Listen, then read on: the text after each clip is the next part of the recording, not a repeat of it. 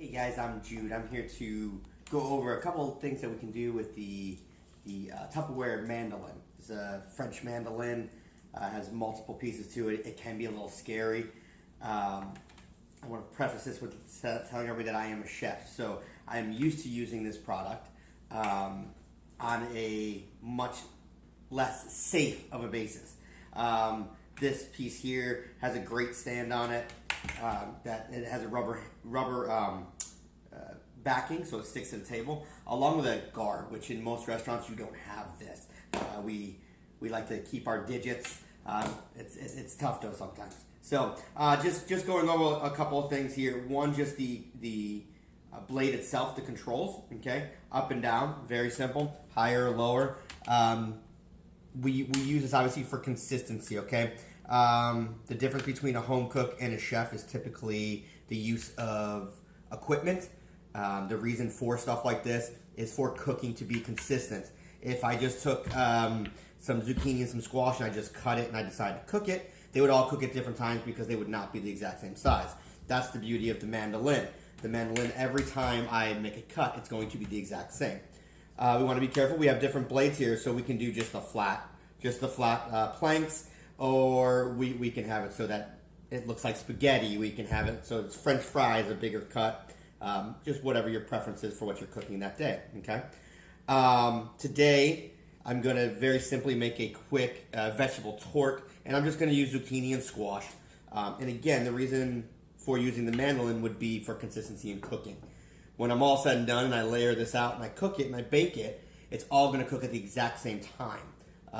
Nothing's going to be raw and some are going to be fully cooked. It'll be much easier. What I'm going to do here is I'm going to start off with my zucchini and squash. I'm going to take the top and the bottom off. We don't use those anyway. Okay.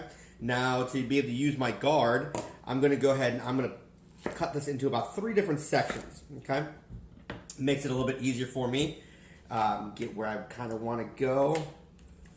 Let's see. Now you might have to do a couple of these to test to see. And all we're going to do is stick the guard on here and start cutting. I like to take a look at the first couple to see if that's what I'm looking for. That right there is actually a great size for me tonight. And I can take it all the way down, no problem. You can hear actually as the base is grab the side, so I can't go any further. I can nothing. Nothing can happen with my fingers. All right.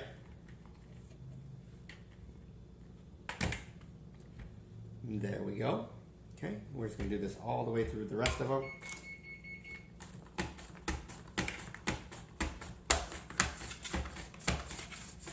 Pretty simple.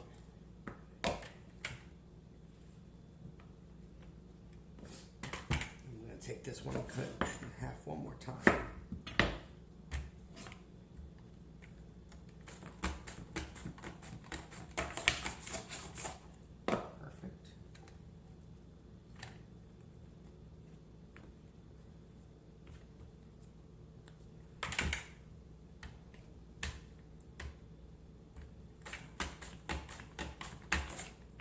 And now this one I'm doing, it's really simple because I'm just going to do coins essentially, just so that I can make my tart. Now if we want to take this and do something more along the lines of grilling it and you want to do planks that way, it would be the same thing. Just cut both sides and then lay it this way along with your guard and you can just go all the way down. And then from there I get nice long planks. I could put that on the grill. A million different things at that point that we can do with it.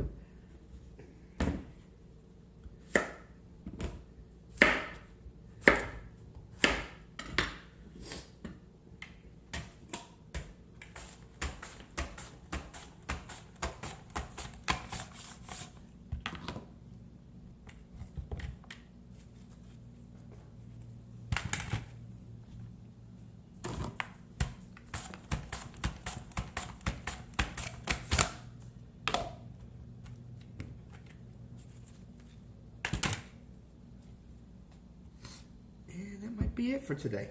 I think that's enough for me. I'm going to go into an actual little cooking thing. I'm going to take this.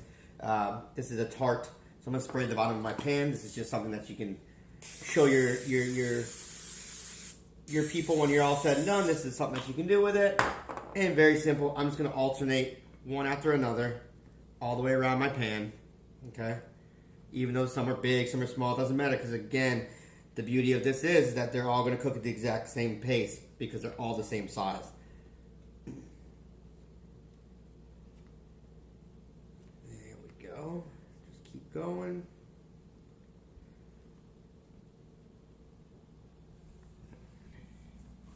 You could add other things at this point too. You could do some onions and you could actually add tomato too. You want to be careful with tomato just because it's got a lot of liquid. And you want to be careful with things like tomatoes on your mandolin just because they do have more liquid.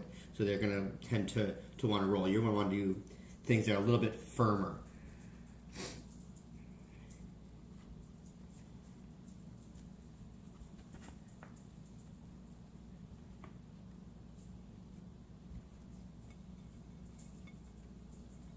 Okay. Just like this. We're going to salt that up just a little bit. Okay, a little pepper.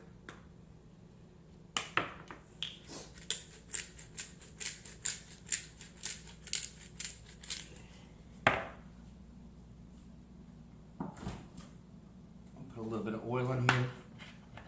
It's just for cooking purposes, so I'm not going to use an extra virgin, just a regular oil.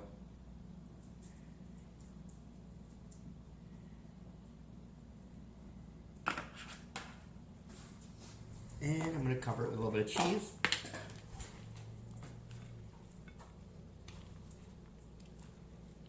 Bake this off at about 400 degrees. I can do this in about 20 minutes.